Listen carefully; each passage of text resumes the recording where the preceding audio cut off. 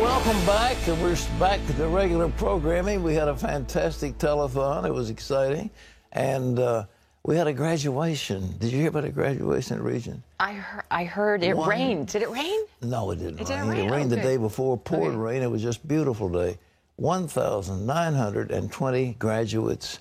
Most exciting. It was the most thrilling. I mean, I can't tell you. You'll see some pictures from it coming up.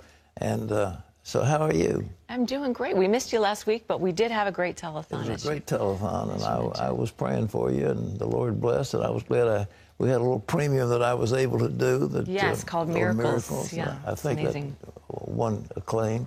Well, anyhow, you've seen it in the news, but it was a landslide victory in France for the independent candidate, Emmanuel Macron. And now comes the hard part, trying to fix an economy that is badly broken. And here in the United States, the Senate is also taking on a challenge, a bill to repeal and replace Obamacare. Dale Hurd has the story. At just 39, Emmanuel Macron is France's youngest leader since Napoleon, and he walloped Marine Le Pen with 66% of the vote. He is also a globalist, a progressive, and pro-European Union. His opponents say he is too soft on terrorism, and that he's the last person France needs to lead it during these dangerous times. In a bout of post-election euphoria, Macron actually promised to unite France, which for a French president is like trying to herd cats. This leftist said Macron's stage show was a success. Extreme finance has won, but Le Pen was magnanimous in defeat. I called Mr. Macron to congratulate him on being elected, and I believe in the main interests of the country, and therefore I wished success to him. Le Pen's National Front party announced it would rebrand and change its name.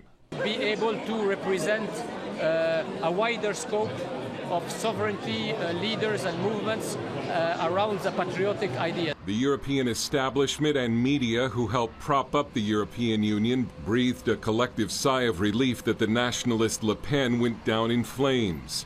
But this could still be a bad year for the EU. Italian elections could see an anti-Euro movement become the biggest party. Greek finances could damage the value of the euro. Macron has promised to reform the sick French economy, but reform attempts in France are usually met with burning barricades.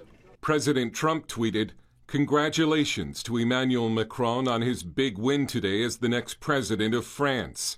I look very much forward to working with him." Here at home, President Trump himself has more work ahead on a key economic issue, trying to reform health care.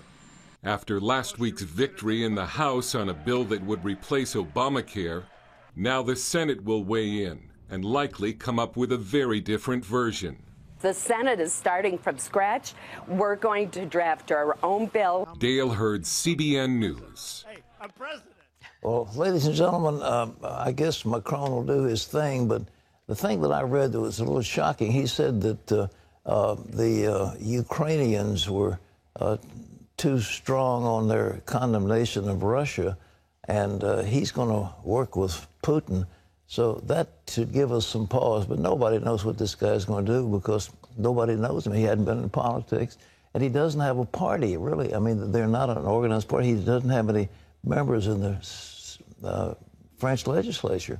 So he's got to put it all together, and it isn't going to be easy. But that's their problem. It's not mine, and I'll leave that across the pond for now. Our CBN News political correspondent David Brody is with us now from Washington. David, the health care bill passed the House by a squeaker. Now it goes to the Senate, and it looks like the Senate is going to just do it all over again. What's your take on that? Yeah, they're going to start from scratch on this, Pat. Here's the problem. There are multiple views and visions inside the Senate. Newsflash, the Republican Party in the Senate just can't quite get their act together. And look, I just got off the phone, actually, with a couple of GOP aides who were, and I asked them this question straight up. I said, look, on a scale of 1 to 10, what's the degree of difficulty in passing a Senate bill on health care? One gave me an 8 out of 10, as in a degree of difficulty. Another one saying 9.9. degree of difficulty. So, look, there are some tough sledding ahead, and basically it's because they all just can't get their act together. Do they want to expand Medicaid? There are some moderate Republican senators that want to not diminish Medicaid. They want to expand it, and there's others that don't. So, look, there are so many different issues here, especially as it relates also to Planned Parenthood. Remember, the House bill defunds Planned Parenthood. You've got Lisa Murkowski and Susan Collins in the Senate who say they're not going to vote for a bill if it defunds Planned Parenthood. And remember, Republicans have 52 seats, if you will, so they can only afford 2 defections at this point. Break down that Medicare thing, the Medicaid. Exactly what is the issue, and why are some sticking and some in favor? What's the story? Well, it's all about subsidies, Pat. I mean, basically, the bottom line here, let's develop this into 2 little separate segments here. We're talking about subsidies, and what we mean by that is that there is a certain amount of money in this House health care bill that would go to this pool that we're heard, $8 billion of subsidies for pre-existing conditions, people that would potentially not be covered under pre-existing conditions, but there would be $8 billion worth of House money to play with, government money. Now, in the Senate, the issue is how much are these subsidies going to be exactly to cover folks that might not be covered with pre-existing conditions. And so that's one element to all of this.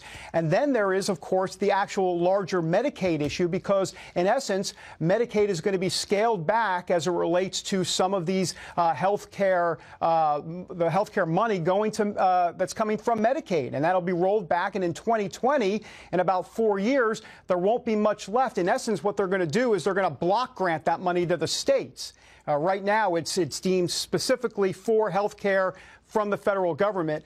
Now, or in 2020, it would go towards to the states in terms of block grants. And so this is all about kind of like how is the money going to all be dispersed, and that's where the rubber's going to meet the road. So it's going. But in addition to that $8 billion that Fred Upton put in the House bill, there was $30 billion already in there. So I mean, it wasn't just was it 30 or was that? There was a huge amount already in there for these pre-existing conditions, wasn't it? Well, Upton wanted $5 billion more. And, excuse me, let me rephrase that. The White House was going to give him $5 billion more, and then Upton said, no, I want $8 billion more. And so that's basically how that worked. Well, what about the senator from Kentucky, Rand Paul? Has he got his own bill coming?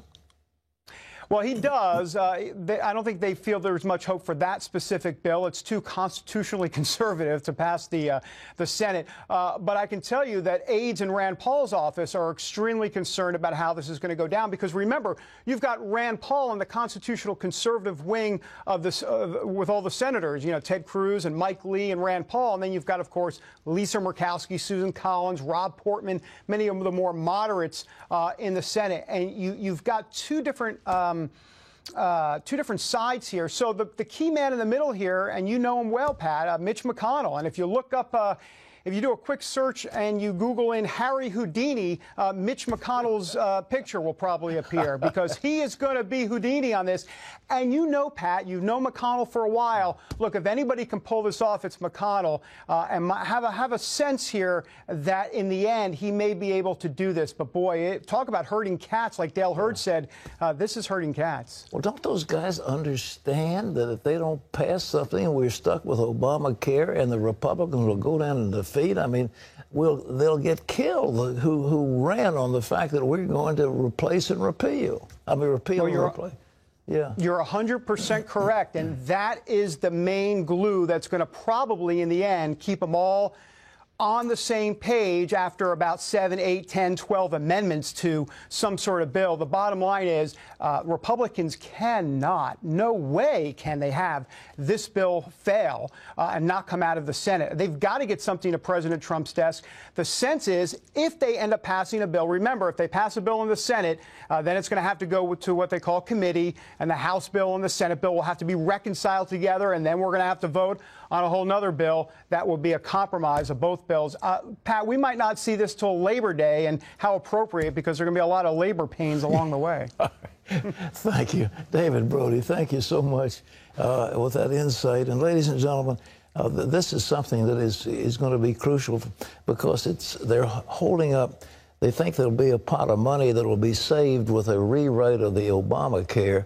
and that will be available for tax reform and giving tax cuts to the American people, which we want very badly.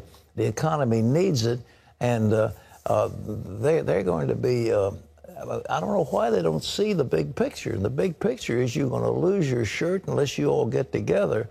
They managed to do it in the House, but it was just agonizing hours of work intervention by the president himself.